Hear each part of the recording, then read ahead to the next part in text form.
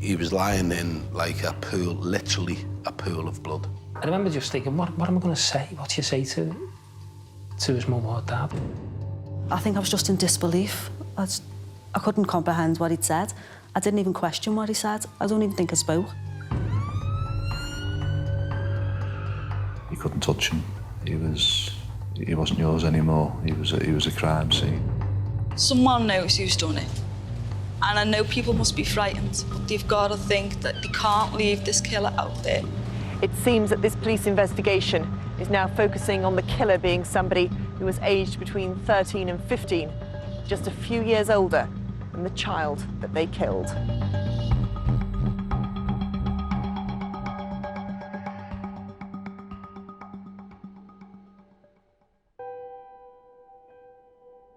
"11-year-old Rhys Jones lived on the Croxteth Park estate in Liverpool. Croxteth Park estate, which is predominantly housing estates. There's something like 3,000 privately owned houses. And in the middle of the estate is the Fir Tree Pub. And then very close by is the only block of shops on that estate with a medical centre, a school and a church nearby. We'd lived on that estate for 17 years. I've never felt unsafe. It's a lovely area that we live in. Obviously seeing groups of kids knocking around, but you know, nothing more than what you do as a youngster yourself, you know. It's a really lovely looking estate. You know, you drive on it and there's trees, there's woods, there's plenty of greenery. All the houses are nice. With it being private, everyone has a bit more pride in their homes, and it's a lovely looking place. I'd never had any worries about letting the boys go out and play. We've never had any trouble up there. Although it's a massive estate, I would say it was quite close, really, because there's only a little block of shops, and obviously that's the centre point of the estate. I think most people know each other. Rhys lived with his mother, Mel, father, Steve, and older brother, Owen. It was a happy family life, where Rhys was thriving. We were just like a normal family, you know. Steve works permanent nights. I had a little part-time job. The boys were both at school and both doing really well. Weekends were always a bit special because Steve was always off for a weekend, and we'd always make sure we do things together as a family. We gave him every encouragement to go out and, you know, be active and have a good time. Rhys was a popular personality and loved by family and friends alike. Rhys was a very happy and energetic little boy. He was also very funny and just a really outgoing little boy. He's one of those lads that you couldn't be mad at for very long. And even if you were mad at him, he'd just make you laugh. He's just lovable and likeable. Rhys was, he was cheeky little lad. He was always smiling, always laughing. He was always playing tricks, and he was dead mischievous. He'd always make mud balls and start throwing them at the kids, and then all the other kids would join in, and I'd just be tearing my hair out, like, shouting at him, you know. But Rhys's biggest passion was football. I think the passion for football that he has took up all of his life. It was just football, football, football. Played for the Fir Tree for about 12 months. I think he played his first season. He was going into playing his second season for them. He was a good footballer. You could see it from an early age. He could kick the ball further than other kids of his age, and you could see that there was something special about him. The 22nd of August 2007 was a warm and sunny day, and for the Joneses family, it started like any other weekend. I'd been to work in the morning. I came home and Rhys was starting senior schools in the September, so we said I'd just go to town, get him his new uniform. I worked permanent nights, so I'd been in bed most of that day, and I got up round about tea time. Obviously, I had my tea. Rhys, I knew was going to go and train. He'd go training once a week and he'd play a match of a weekend. We decided that we would get together for an extra training session because the season was due to start on the following Sunday. But he was more excited because England were playing that night as well. So there was quite a buzz going around in the house because he wanted to get back for the match. He just had a light snack and then he just went up and put his kit on. Rhys left home and made his way to football. Rhys always used to take himself to training. As you come out of our house, it'd be a 5-7 minute walk on one straight road straight up to the football pitches behind the shops. The training ground would have been just to the right and slightly set back behind the pub. More or less right next to it, really. Soon after arriving at football practice, Rhys realised he'd forgotten something. The training session on that particular evening started about 6 o'clock. I'd asked all the kids to get there. Rhys had forgot his £5 signing on fee. And he went, oh, I forgot my money. And you could see him start to panic a little bit. And before I could even say anything, off he'd gone. He'd run home. Rhys! I was sitting on the settee watching the TV when he came bursting back through the door because he'd forgotten the sign-on money. Obviously, he badgered Mel, and he just sat on the end of the couch waiting patiently for her to give him the money. Instead of just leaving it and paying next time, he wouldn't. So I gave him his signing on fee, and because he was going to be late, I put him in the car and I drove him the couple of minutes up the road to the training field. He just kissed me on the cheek and said to our mum, I'll be home to watch England. With his subs fully paid, Rhys finally joined his teammates. We'd done a couple of little warm-up things, you know, we'd run round the field, then we'd do a couple of little stretching exercises. You know, there was just a couple of little exercises like that. But we never really spent much time doing that because I always thought it's better if kids are playing football rather than, you know, doing exercises.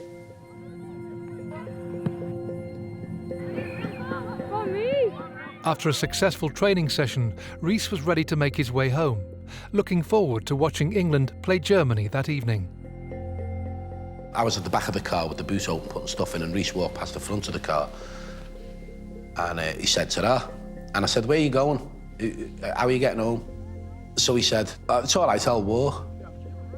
I asked Rhys to get in the car 2-3 times. And I even said to him, no, come on, get in the car, I'll drop you off, it's no problem. Come on. And Rhys was adamant he was walking. Hey, Rhys! It was a pleasant evening as Rhys made his way home, a journey he had made countless times before, but one that would be his last.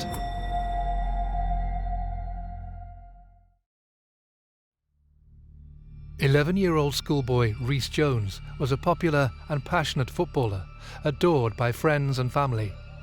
He had a promising future ahead of him, a future he would be denied. Having turned down a lift from his football coach, Rhys Jones was making his way home on foot. He took his usual shortcut across the Fir Tree Pub car park, only 500 yards from his home. The 22nd of August was a hot summer's evening. The pub was very busy. On that particular evening, England were playing Germany. A lot of people who were sat outside because of the nice weather and also because of the smoking ban. And Rhys at that time had finished his football practice and was walking a relatively short distance home from the football field. I jumped in my car and I drove probably 50 yards, and Sean was in the passenger seat and he screamed out Rhys's name. And I looked back. I've seen Rhys hit the floor and I knew immediately he was hurt.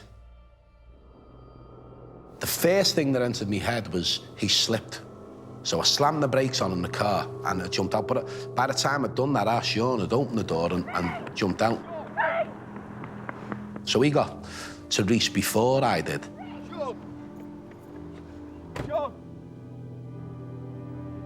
Just before I got there, a girl got there. She worked in the pub. This girl had grabbed hold of Rhys. She was trying to administer some sort of first aid.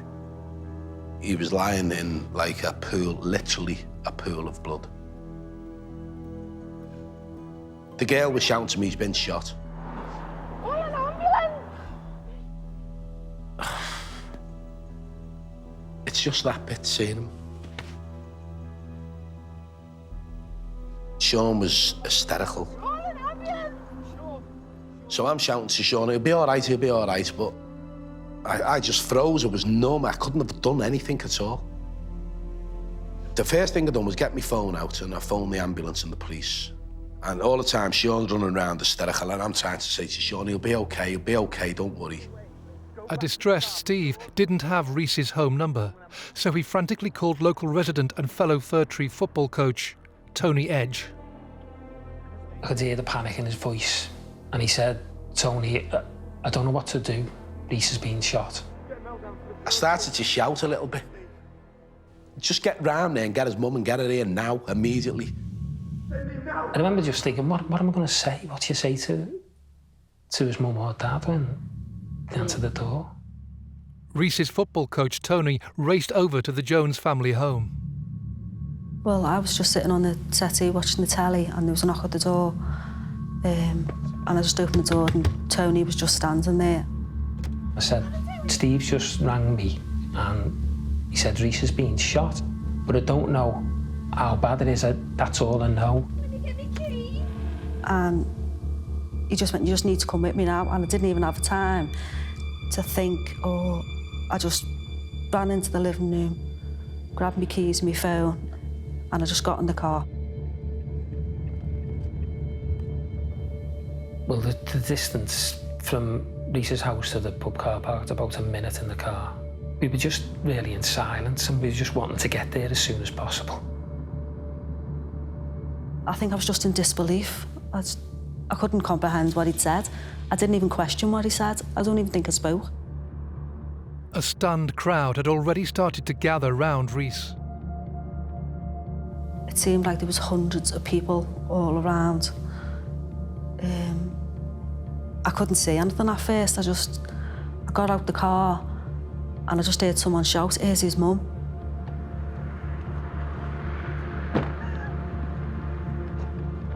And then as I heard that voice, all the people that were together just sort of stood apart and Rhys was just on the floor. And I just ran over.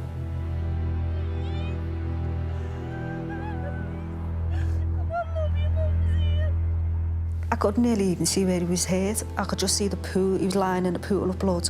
I just put my hand under his head and I was like, "Come on, Rhys, you're going to be okay, come on. You're going to be okay, I'm here now. It's going to be fine." And people were screaming and where's the ambulance? But I was just, "Come on, Rhys, just look at me, you'll be all right." Tony never went over to Rhys. He left Mel and Tony come over to me and I was sort of trying to explain to Tony what had happened.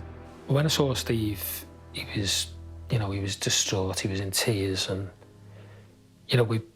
he's probably thinking if we hadn't have had training that night, it wouldn't have happened. It felt like an eternity till the ambulance arrived. It just felt like an eternity. I was still there, still holding on to him. And then when the paramedics arrive and they're working on him, and I just wanted them to help Rhys. I just wanted them to save him.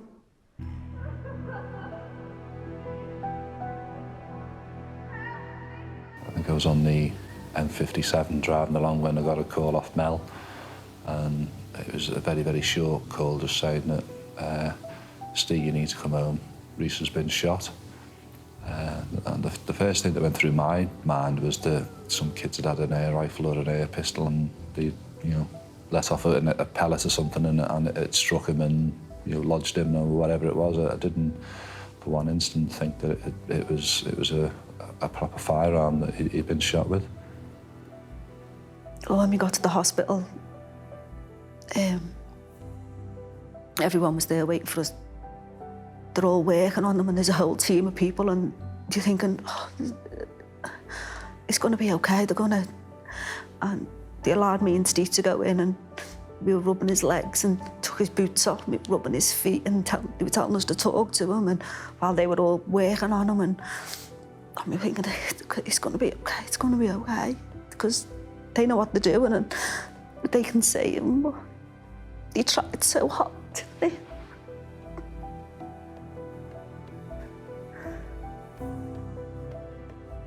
The doctors desperately tried to save Rhys, but the young boy tragically never regained consciousness. I think the hardest thing for us was leaving Rhys in the hospital. We didn't want to go home and leave him there.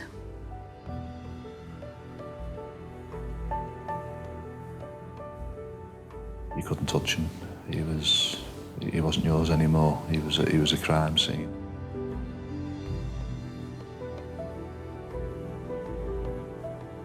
And we just went home in shock. We just went home and we were just sitting in Rhys's room and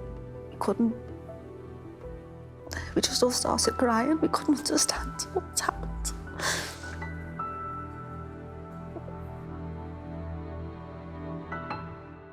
At 6 o'clock, the murder of an 11-year-old boy in Liverpool. He was shot by another youth on a BMX outside the Fir Tree Pub in Croxteth. He was shot in the neck last night in Croxteth on his way home from football practice. He died later in hospital. And the police say knows who this killer is. This is not a time for silence. Do the right thing and turn them in. As the shooting made headline news, across the country there was stunned disbelief. Merseyside Police quickly mobilised, determined to find the schoolboy's killer. It's probably one of the largest murder investigations that Merseyside Police has run. The fact that he had no involvement and was an innocent victim in the middle of all this. You know, the pressure was there to solve this offence and to bring the people or person responsible to justice. There's a large number of detectives who were deployed immediately onto it to conduct the outside inquiries. You've got the incident room itself, there's a lot of search teams involved, all the scientists, crime scene investigators. In the early hours of the investigation, it was clear to the police that the shooting was gang-related. On the Croxteth estate. The Croxteth Park estate itself is about less than a mile from the old Croxteth council estate. We were aware that there was gangs in mainly the old Croxteth estate. You've got a situation in Liverpool 11 where, in effect, two close-knit geographical locations, which is Croxteth and Norris Green, are separated, in effect, by one road. And over the years, there has been a number of incidents involving almost like conflict between these two groups, which had escalated and had started to actually use guns. We were aware of certain things that had gone on in the past, you know, between, you know, Norris Green and Croxteth crew and stuff like that. But, you know, we'd never been a part of it. We never witnessed any of it. We just never thought that it'd overspill onto, you know, our estate. The whole scenario of there being gangs on the estate and young boys having guns just seemed a world away from the life that we were living. I just couldn't comprehend it. I just wanted to understand. I just wanted to know what had gone on, why someone could shoot an 11-year-old boy. Because I knew that Rhys didn't hang around with those type of people. You know, all his mates were all just good lads. The very next day, Rhys's parents conducted a press conference, pleading for witnesses. Someone knows who's done it. And I know people must be frightened, but they've got to think that they can't leave this killer out there. It could be their son, could be their brother next time, because it'll happen again. If he's not caught, it'll happen again. Witnesses who were near to the scene at the time of the shooting began to come forward. They described a crucial piece of information. They saw a teenage boy riding a bike. There were 3 shots fired in total by the gunman on the night. The first one was aimed at 2 lads who were riding their bikes across the pub car park. They then rode off on their bikes, and he's obviously tracked them, aiming at them again, and has fired a second time. That bullet struck Rhys, and then, amazingly, the gunman continued and fired a further shot, the third shot, still obviously tracking his intended target at that time, even though clearly Rhys had already fallen to the floor, having been struck. There was eyewitnesses who told us they'd seen the gunman, but unfortunately none of those were able to identify him. The police then obtained a vital clue: CCTV footage of the killer on his bike. The significant piece of CCTV footage that we had and was used in this case was that taken from the pub system itself. That showed the gunman obviously approaching from the rear and going to either side of the pub. At that stage, he's clearly looking for his intended victims. You see him come back across the rear of the pub and he then comes out the other side, which is at the point where he stood astride his bike and fired his weapon 3 times. When the gunman left the scene, we knew that he'd driven through the Croxteth Park estate on his bike. He'd crossed over Fir Tree Drive north and was narrowly missed by passing traffic, and across into Dam Wood, which is a wooded area that separates Croxteth Park and the old Croxteth estate. Unfortunately, it wasn't that clear with regards to the face of the gunman. But what it did give us, which was quite crucial, was the actual dimensions of the bike. As the killer made off with the gun, the pressure was now on the police to locate the gunman, bike and the murder weapon. It was important to identify the offender at an early stage. Obviously, there's a youth out there who's armed, could well use that gun again. 11-year-old Rhys Jones was shot in the neck on his way back home from playing football in Croxteth, Liverpool. His death in 2007 shocked a nation, and the local community was struggling to make sense of the tragedy. Everyone was just staying inside, that, you know, because people were frightened. People were frightened that it was going to happen again, you know, because, you know, if it could happen to Rhys, it could happen to absolutely anybody. I think the circumstances of Rhys being shot and killed created an element of fear, and rightly so, within the community. People knew that we hadn't arrested the offender. You've got to put yourselves in the position of a parent living in that location and thinking that could have been my child. You do have an instinct to keep your children safe, especially after something like that's happened. The streets around here were empty of kids. People on the estate were obviously very protective of their young children. It certainly changed my view on where Sean could go and who he'd play with. I wouldn't let him go 2-3 streets away on his own. If he was going round to his friends, I'd drop him off there and I'd pick him up. In the early stages of the murder investigation, the police already had a prime suspect. Postings on a social networking site had already named one boy as the alleged killer, 16-year-old Sean Mercer.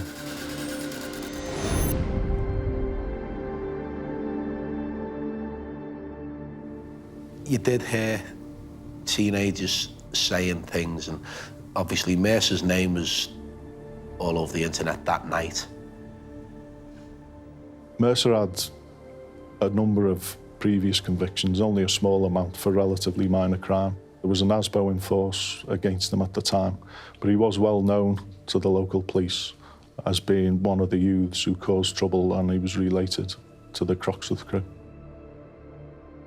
Rhys was shot on the evening of Wednesday, the 22nd of August. By the Friday, what we had then was a number of pieces of information and intelligence that had come into us to suggest who the potential suspects were in this. By the Saturday, so you're talking 3 days after the murder of Rhys, a number of arrests were made on the morning. Sean Mercer was arrested on that day with a lad by the name of Dean Kelly, as was James Yates. Mercer, because we thought he was the gunman, was put on an identification parade, and 5 witnesses who'd actually seen the gunman fire the gun across the car park were asked to attend that parade. None of them were able to identify Mercer as the gunman. When Mercer was initially interviewed, he gave a prepared statement through his solicitor, which said he'd been in the company of Dean Kelly, a friend of his, at the relevant time. He also said in that statement that the 2 bicycles we recovered from his house on the Saturday morning were the only bikes that he had. None of those two bikes matched the bike that we'd seen on the CCTV of the offender. The Croxteth crew gang closed ranks around Sean Mercer. Even his mother, Jeanette Mercer, who was present at the police interview, vouched for her son. At this stage in the investigation, there simply wasn't enough evidence to categorically prove Mercer was the murderer. We know that if these people are going to try and, cover the tracks and hide, we know it's going to be difficult. We know it's going to be a long, hard slog. We just thought, well, we're in for a long haul here. There was an element of silence around the actual offender, but only carried out by the people who knew and assisted him at the relevant time. With no actual eyewitness, no murder weapon and no bike, Merseyside Police had no choice but to release Mercer and his accomplices back into the community.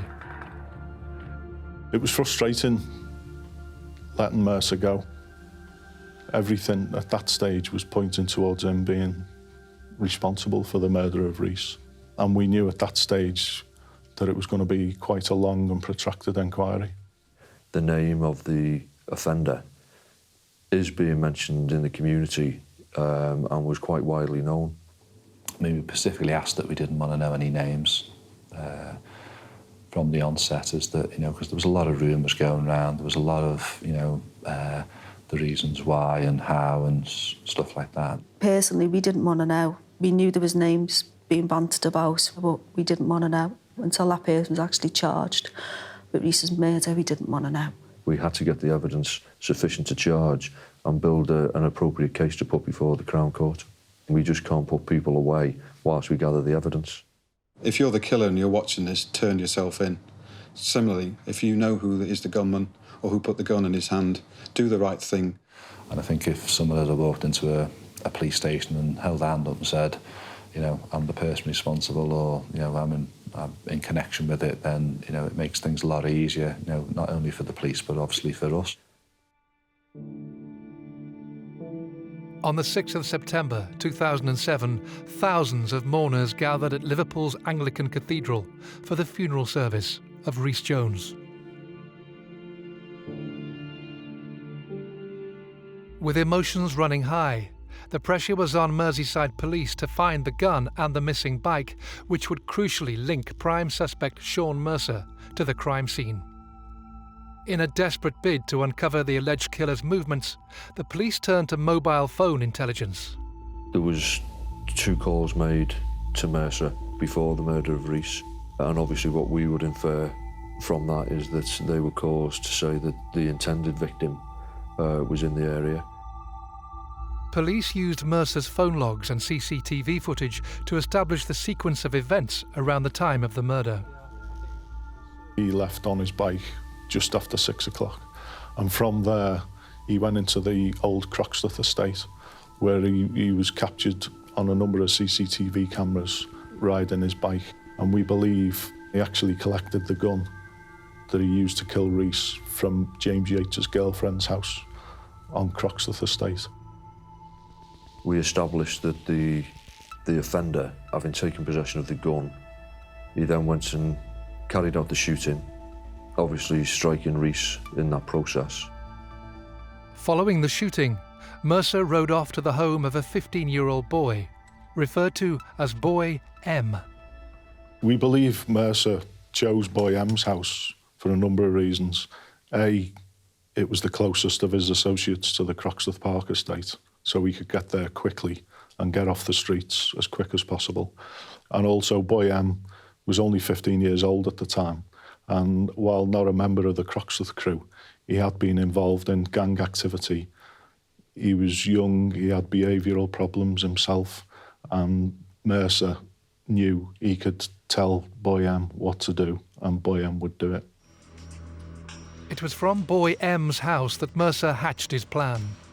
Mercer made a series of telephone calls to his associates, and effectively he called his gang members in to assist him, and they helped by making plans to dispose of the gun, dispose of his clothing, douse him in petrol to get rid of any forensic evidence and also to get rid of the bikes. It's a belief that petrol will dispose of any of the residue that's discharged from a firearm when you've been in close proximity to it being fired. But which of the Croxteth crew gang members were involved? Melvin Coy, age 24. He made a phone call to Mercer about 20 to 7, informing him of the people being present from the opposing group. Gary Kays, age 24. He made a phone call to Sean Mercer just before 7:10 to alert him to the fact that members of the opposing group were in the area on the pub car park. James Yates, age 19. James Yates was an associate of Sean Mercer, and he had actually given the gun to Mercer on the night in question. Nathan Quinn, age 16. He attended at the friend's address with James Yates immediately in the aftermath of the shooting of Rhys. Dean Kelly, age 16. He's a friend of Mercer, who he was actually with at the time when Mercer was arrested 3 days after the murder of Rhys. Dean Kelly, at that point, gave an alibi, in effect, for Sean Mercer. On the night of the murder, Mercer, Yates and Quinn got into Melvin Coy's Ford Galaxy. They drove probably 1.5 miles, 2 miles to the Kirby Industrial Estate where Melvin Coy had access to a lockup, and it was there that Mercer's clothes were burnt and Mercer was cleansed of any firearms residue using petrol. And as a result of examining CCTV, we were able to identify Melvin Coy's Ford Galaxy entering the estate. We did execute a search warrant there. The only things of significance that we found in that lockup were 3 empty petrol cans.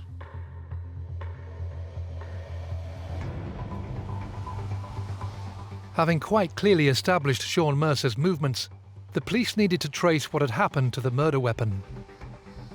As a result of intelligence that we'd received, a search warrant was executed at the home address of Boy X.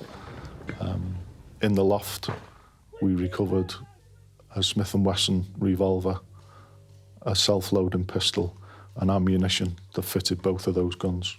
The type of residue that was recovered by the forensic scientists from the gun matched the residue that was recovered from Rhys's football shirt that he was wearing at the time. Boy X was arrested and interviewed.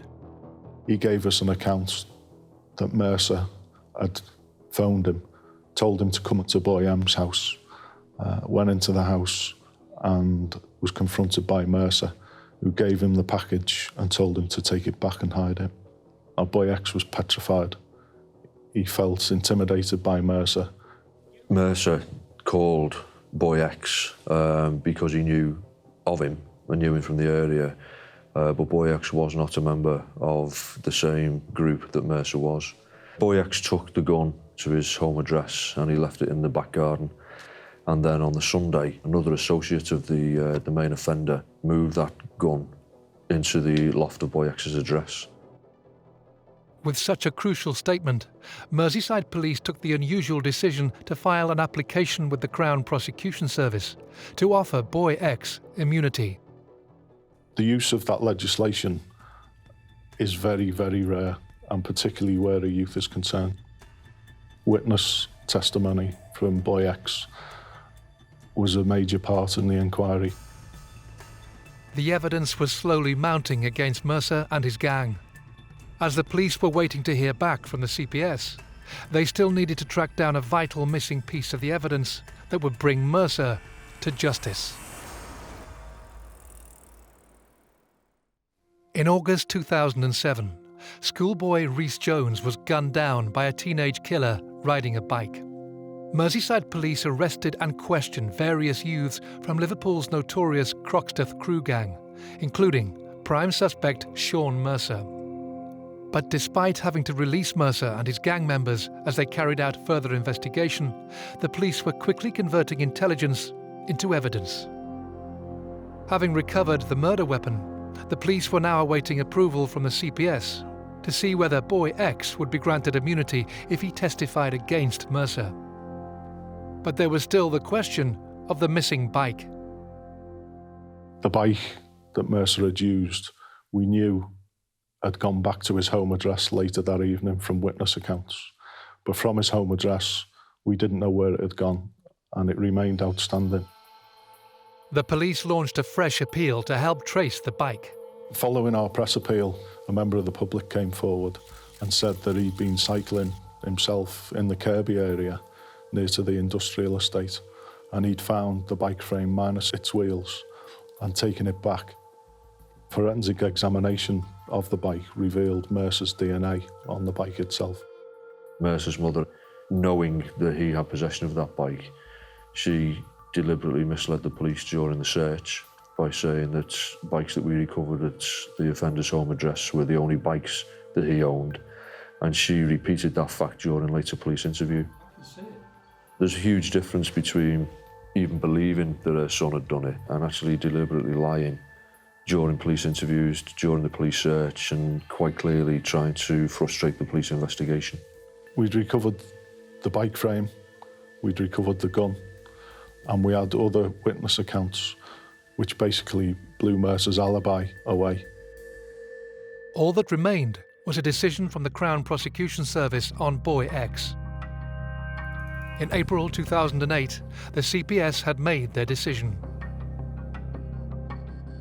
When the Attorney General had made the decision that boy X was going to be offered immunity from prosecution, within days we re-interviewed boy X, obtained his witness account. He entered into the agreement with the Crown Prosecution Service that he would give truthful evidence in return for the immunity from prosecution. On the 15th of April 2008, Merseyside Police arrested 14 people, including Sean Mercer, James Yates, Gary Kays, Melvin Coy, Dean Kelly, Nathan Quinn, and boy M. And they were subsequently charged, Mercer with the murder of Rhys and the others with assisting him to dispose of evidence. When Mercer was arrested on the 15th of April, he was interviewed again. He produced a prepared statement in which he denied any involvement in the murder of Rhys and chose not to answer any further questions. Gary Kays and Melvin Coy basically denied being involved in assisting Mercer. The others, when they were interviewed, there was a mixture of people choosing not to answer questions, saying no comment. As well as the Croxteth crew gang members, a number of adults were also arrested.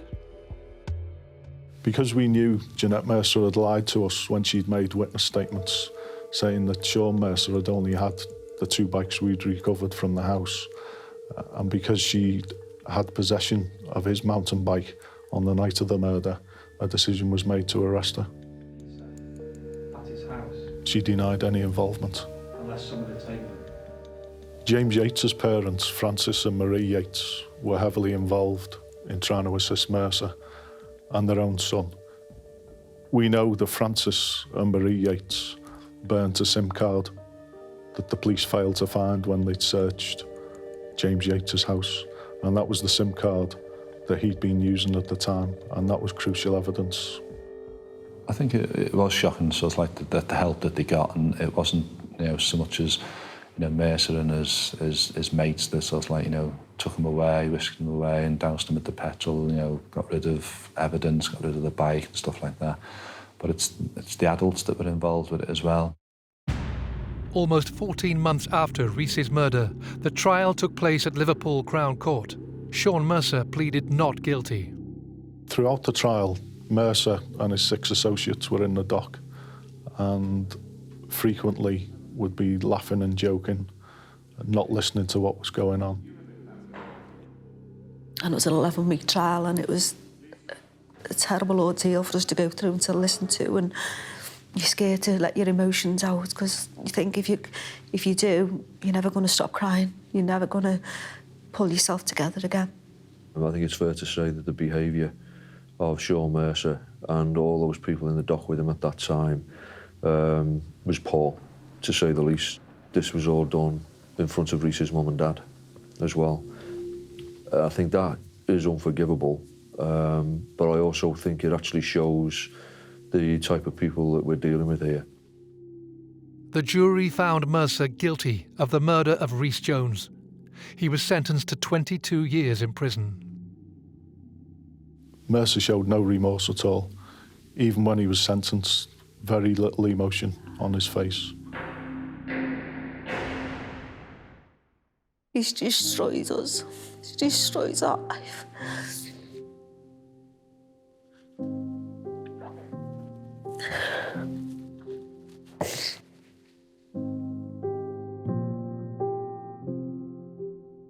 In order to get your head around things, you need somebody to be charged. You need somebody to be found guilty. You've got to have a sentence that you feel reflects the enormity of what they've done. We got justice for Rhys, because as the sentencing goes, you know, Sean Mercer got the maximum what he could get. And in the eyes of the law, we've got justice. But I personally feel life should mean life. He should spend the rest of his life in jail. These people should realise that, you know, if they're going to go around firing guns and murdering people, then, you know, they should spend the rest of their life in prison.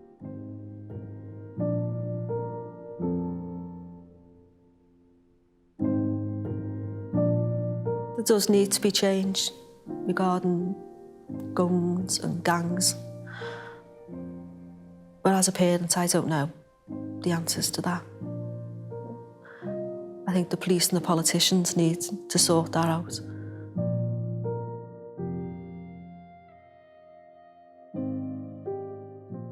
I, like any other cop, is going to sit here and say to you that we would like it to be no incident of gun crime.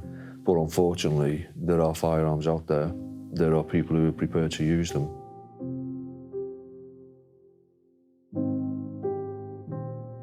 Something needs to be done.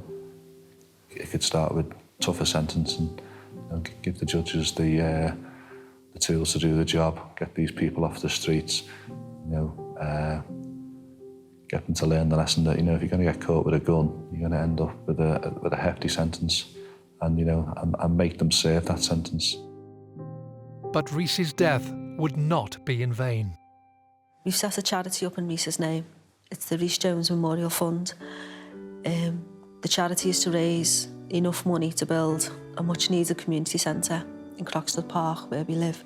Somewhere for all the kids to go, keep them off the streets, keep them busy, give them an interest.